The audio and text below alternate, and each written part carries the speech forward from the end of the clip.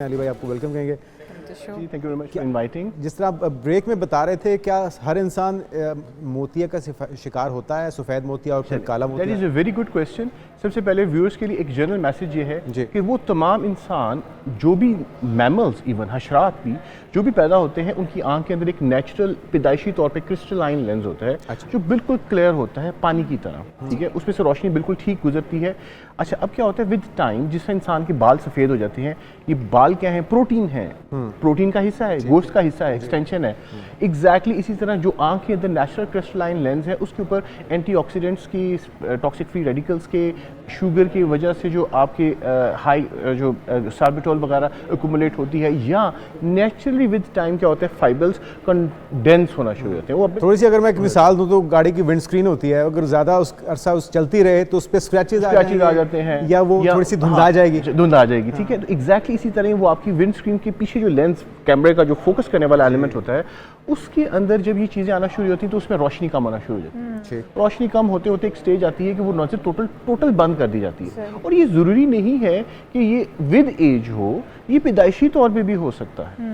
अच्छा डॉक्टर साहब, ये कहा जाता है कि सफ़ेद फार्म जो लोग हैं जिनकी स्किन नॉर्मली से ज़्यादा गोरी होती है, उनके अंदर ये ज़्यादा पाया जाता है। नहीं। तो हम तो एशियन हैं, हमारी स्किन तो वैसे ही थोड़ी सी सांवली और थोड़ा सा वो वाला कॉम्प्लेक्शन है। अच्छा, आपने क्वेश्चन जनरल पब्लिक के लिए, जो कैटरेक्ट है वो इस रेडिकल, आई मीन इसमें कोई एज सच कोई जर्नल उसकी नहीं है कि ये एज या ये रेस के अंदर ज़्यादा है। ग्लोकोमा जो काला मोती है, उसमें एशियन और कैकेशियंस और अफ्रीकन कंट्रीज़ के अंदर जो कुछ जीन्स हैं ऐसे जो पाए जाते हैं, उनमें ज़्यादा, ठीक है। लेकिन जो सफ़ेद मोतिया है वो विद टाइम तो इन दोनों में डिफरेंस है, काला मोतिया और सफ़ेद मोतिया दो अलग अलग बीमारियां हैं। और इनका तशखीस के बारे में अगर हम जानना चाहें कि किस तरह से पता चल जाता है कि आपकी आंखों में काला मोतिया या सफ़ेद मोतिया उतर रहा है? काला मोतिया एक साइलेंट किलर है। सफ़ेद मोतिया तो ये ना कि इंसान को नजर आना कम शुरू हो जाएगा जब एक इंसान को नज़दीक नज़र नहीं आ रहा, दूर नज़र नहीं आ रहा, या एक बच्चा पैदा हुआ है और वो पैदाइशी तौर पर आप उसकी वालदा देखती है कि मैं उसको कोई चीज़ देती हूँ या उसको कोई चीज़ उसके सामने करती हूँ तो वो नोटिस ही नहीं करता।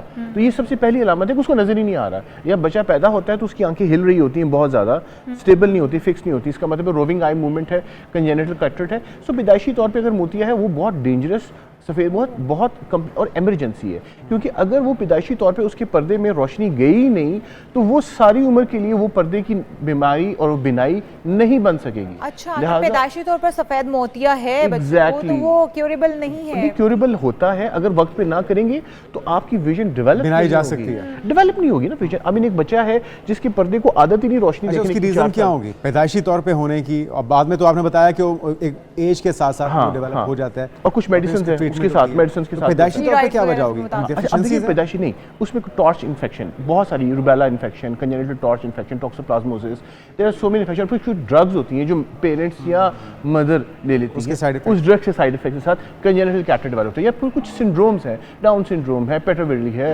व्हील मार्चिसानी है, there are so many syndromes जिसके साथ पैदाइशी तौर के ऊपर बच्चे की आंख के अंदर मोतिया पैदा हो, मतलब। अच्छा, मोतिया ट्रैवल भी करता है एक आंख से दूसरी आंख में? नहीं, और इसका ट्रीटमेंट फिर किस तरह से? गुड, ये आपने अच्छा है, ये अब सारे जो all flight of thoughts and the ideas in your mind should be open. ये आपको पता, मोतिया जो है ना सर एक फिक्स एलिमेंट है, ठीक है, वो ट्रेवल ऐसा नहीं करेगा, लेकिन क्योंकि दो आंखें हैं, दो तरफ खून जा रहा है तो वो दोनों तरफ ज्यादा स्प्रेड तो हो सकता है, क्योंकि मैंने इस तरह के पेशेंट को फेस भी किया और वो मुझे बता रहे थे कि एक आंख में पहले थोड़ा सा कम धुंधला हुआ, फिर उसके बाद वो स्प्रेड हो गया, वो जाला सा पूरी आंख के ऊपर आना शुरू हो गया, तो वो उनको पहले से बात ये है कि वो आई मीन उसकी स्टेज प्रोग्रेस करती है। It's a progressive condition, definitely it's a progressive condition, but ये नहीं कि वो एक आंख से ट्रैवल करके दूसरी आंख में जाएगा। इट विल रिमेन कैटरेक्ट, दोनों एक तरफ ही रहेगा, वो पका होता जाएगा, नहीं करेंगे और पका हो जाएगा, नहीं करेंगे तो उसमें से प्रोटीन लीक होना शुरू हो जाएंगी और वो काला मोतिया और इस तरह की चीज़ें कॉज करना। अच्छा, ये तो है सफ़ेद मोतिया। अब काले मोतिया की तरफ आ जाए तो आपने कहा कि वो खामोश कातिल है, एक खामोशी से आपको आपकी बेनाई को खत्म कर रहा है और आपको पता नहीं चलेगा। तो वो किस तरह से, उसकी अलामात क्या है? ये तो फैमिली हिस्ट्री बड़ी इंपॉर्टेंट होती है। Family history is very important. अगर एक पेरेंट के या एक घर के बंदों में से किसी एक बंदे को तशखीस, दादा दादी, नाना नानी, चाचा चाची, बहन भाइयों में से किसी एक को तशखीस हुई हुई है तो उस बंदे की फैमिली व्हाइट या ब्लैक ग्लोकोमा इज मोर, मतलब ग्लोकोमा क्योर करना बहुत मुश्किल है, उसमें नजर जाने का बहुत ज़्यादा चांस होता है और वो अगर चली जाए तो उसको वापस लेना बहुत मुश्किल काम होता है। अब और नॉर्मली डॉक्टर्स यही कहते हैं कि ये नहीं आ सकती, इंटरनेशनल कंसेप्ट यही है। ठीक है। अब सपोज एक पेशेंट है, उसको फैमिली में काला मोती है, तो उसने अपनी सारी फैमिली को मेक श्योर करे वो स्क्रीन करवाए। स्क्रीनिंग से क्या होगा, हमें पता चल जाएगा कि काला मोतिया है कि नहीं। ठीक है। एक तो ये बात वक्त रहते उसका इलाज हो सकता है। हाँ, मतलब अगर आपकी फैमिली में हिस्ट्री में है किसी को, तो आप बाकी बच्चों को बिल्कुल स्क्रीन करवाएं, उसको रूप से पता चल जाता है। जिस तरह सफेद मोतिया पैदाइशी होता है, काला मोतिया भी पैदाइशी हो सकता है। बच्चा पैदा होता है उसके साथ, उसमें इसका मतलब है कि उसके बड़ा स्ट्रॉन्ग जीन है, पैदाइशी तौर पे उसकी आंख का पानी निकालने वाला सिस्टम काम नहीं कर रहा, तो वो काले मोती की तरफ कन्वर्ट होना शुरू हो गया। अब ग्लोकोमा हम कब लेबल करते हैं? Glaucoma is a huge topic, it's a huge topic.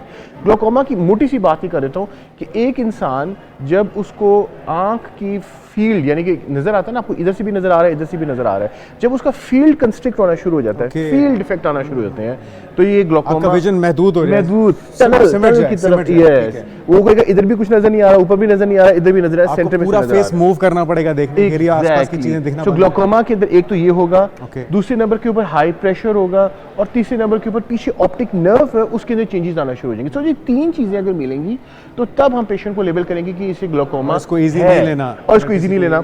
Silent killer क्यों कह रहा हूँ? क्योंकि वो जब फील्ड कंस्ट्रिक्ट होता है उस वक्त तक डैमेज बहुत ज्यादा हो चुका होता है। जब फील्ड कंस्ट्रिक्ट होना शुरू हो गया, और अगर ये बच्चे पैदाइशी इसके साथ वो तो पता चलेगा, पैदा होगा, वो फिर सारी जिंदगी देख नहीं पाते। उसको बुफ्तल मास होता है, उसको हम उसी वक्त जब पैदा होता है या विद इन अ ईयर और सो, उसको हम एक तो ट्रीटमेंट करते हैं, उसको वेल्व्स होते हैं उनकी आंखें, तो खास किस्म के वेल्व्स डालते हैं ताकि उनकी प्रेशर को डिकम्प्रेस करें। वो इतनी बड़ी बड़ी आंखें हो जाती हैं जिसमें कैट आइज की, और फिर वो डिकम्प्रेस होकर नॉर्मल हो जाती है और ट्रीट हो जाती है। डॉक्टर साहब, ये जो मोतिया है, चाहे वो सफ़ेद हो या काला हो, क्या सिर्फ मेडिकेशन के जरिए अगर टाइमली इनको डायग्नोज कर लिया जाए तो देखिए मेडिसिन से हो सकता है या इसके लिए ऑपरेट करना पड़ता है? जो सफ़ेद मोतिया पूरी दुनिया में, all over the world, it is more than 5 billion industry, $5 billion से भी ज़्यादा, $50 बिलियन से भी ज़्यादा की बड़ी इंडस्ट्री है पूरी दुनिया में। जो सबसे ज़्यादा कॉमनली परफॉर्म प्रोसीजर है दैट इज, देखिए ना, इस वक्त अगर 7 कैटरेट की सर्जरी, ये ऑपरेट होता है, ये ऑपरेट होता है, ठीक है, और लेजर से होता है? हाँ, लेजर से होता है। अब उसमें बड़ी टेक्निक्स आगे मैं आपको समझाता हूँ, लेकिन देखिए, आप देखें 7 अरब बंदे हैं, मैं कह रहा हूँ 7 के 7 अरब बंदों को किसी स्टेज के ऊपर जाके इसको डेवलप होना है, का सामना करना पड़ेगा, everybody has to face it. Okay, ठीक है। अब कैटरेट जो है सर, उसके अंदर हमारे पास पहले टेक्निक होती थी कि आप उसको काटते थे, 1 महीना पेशेंट बैठा रहता था, उसके बाद फिर थोड़ा सा मॉडर्न हुआ, टांके लगाना शुरू कर दिए, फिर 80 अभी इस वक्त जितने मतलब सीनियर हमारे कंसल्टेंट्स हैं वो टांके लगा के पहले उनको सर्जरीज करते थे, उसके बाद फिर वो लेजर शुरू हुई, वो 90s 2000 के अंदर शुरू हुई, and they started doing this.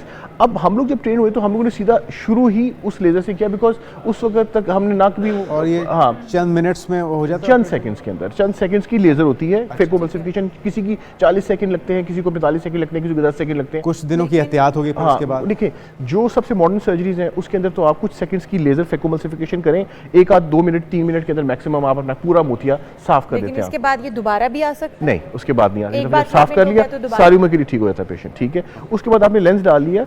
जो मॉडर्न देखिए हमारे पास गैजेट्स हैं इस तरह के, अगर हम फेम्टो असिस्टेड कैटरेट करते हैं या हम सिंगल पोर्ट सर्जरी करते हैं तो उसके अंदर पेशेंट जो है उसको बैंडेज की भी जरूरत नहीं होती और पेशेंट खुद कितना खर्चा है इसका डॉक्टर साहब? तो अफोर्डेबल है ये सब के लिए? देखिए ये अफोर्डेबल, गवर्नमेंट के अंदर बहुत अच्छे सेटअप्स हैं, सरकारी हॉस्पिटल्स के अंदर government of Punjab is doing excellent work, वो मेक श्योर करती है कि सारे पेशेंट्स को हम अच्छे और क्वालिटी लेंसेज सप्लाई करें। Government is helping a lot, बहुत ज़्यादा हेल्प करती है। उसके बाद फिर ट्रस्ट हॉस्पिटल्स हैं, एंड देन फिर प्राइवेट सेटअप्स हैं।